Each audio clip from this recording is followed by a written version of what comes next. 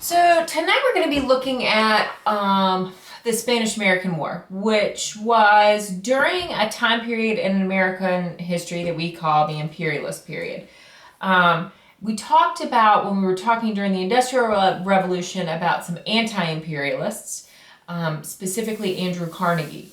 And they were people who were kind of for keeping America contained within itself, not worrying about spreading our borders or taking over other colonies. But we are going to become involved with the Spanish-American War. So what I want us to keep in mind is the guided question for tonight, which is, how did the Spanish-American War influence history? So keep that in mind as we are going throughout this PowerPoint so that you can participate in our class discussion tomorrow. So just a little bit of the background of the Spanish-American War. Obviously, it's between Spain and America. Okay, where did it occur?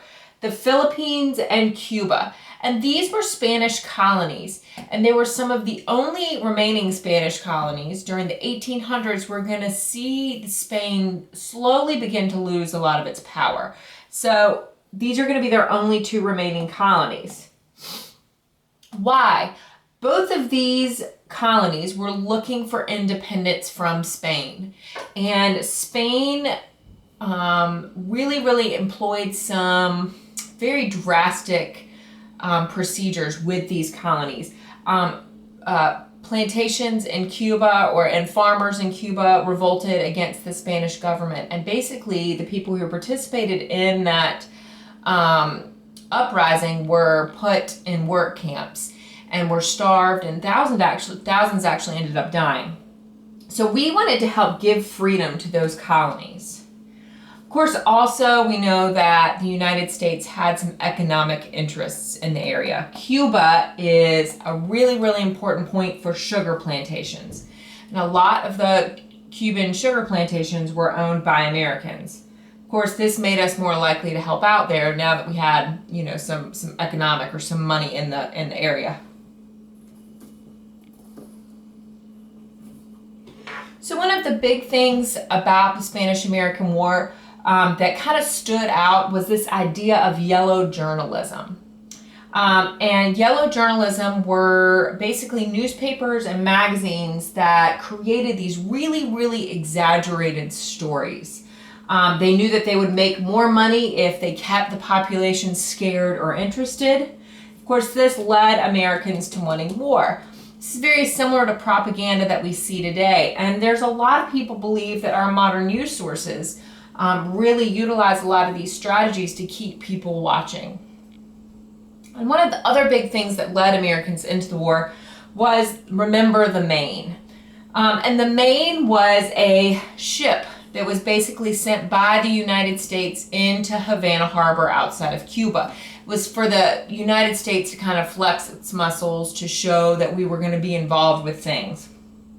The Maine explodes in Havana Harbor shortly after it arrives there.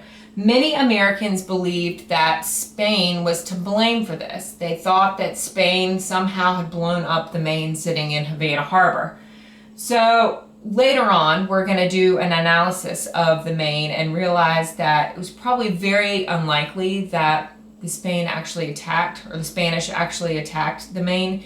Instead, we think it was some kind of boiler room explosion because the hull blew out instead of in. Normally, if something is torpedoed, your hull is going to go in. This is going to be the spark that really gets America involved in the Spanish-American War.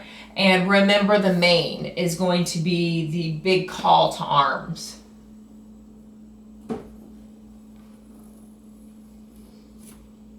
So a couple of major battles of the Spanish-American War. Manila Bay is the first one up here.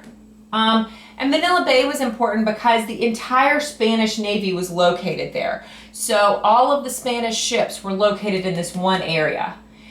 It was a surprise attack and the Americans were victorious. This is going to make Americans feel really superior and strong during the battles. The second one that I want you to be aware of is San Juan Hill. And this one is important because Teddy Roosevelt is going to be one of the heroes during this battle. His volunteer cowboys, essentially, they were called the Rough Riders. So he is going to really make them famous because he's going to publicize them. And one of the ways that he chose to publicize them was that he brought his own photographer along to battle with him. So the photographer would take pictures of them while they were fighting or they're posing or whatever. So this is going to really, really increase Roosevelt's popularity. And it is going to eventually lead to him becoming vice president and then later on president. And one of our best-liked presidents of all time.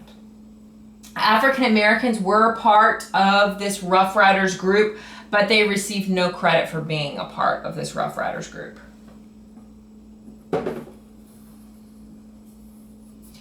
So America was victorious throughout the Spanish-American War. It really was not much of a contest during this time.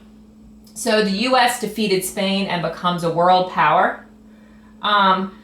Another result of this was that Roosevelt was elected vice president in 1900 and then became president in 1901 when McKinley was shot. So the U.S. had to decide what it was going to do with those former colonies. And the big area of debate for the United States was the Philippines. The U.S. Senate actually approved annexation of the Philippines by the United States, but Filipinos did not want that annexation. So they fought and fought and fought. They fought for 3 years.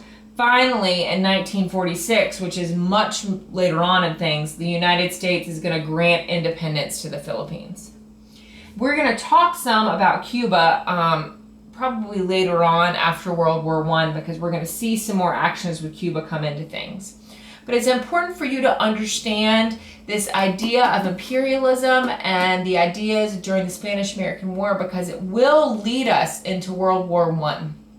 Good luck with this, guys, and I'll see y'all tomorrow.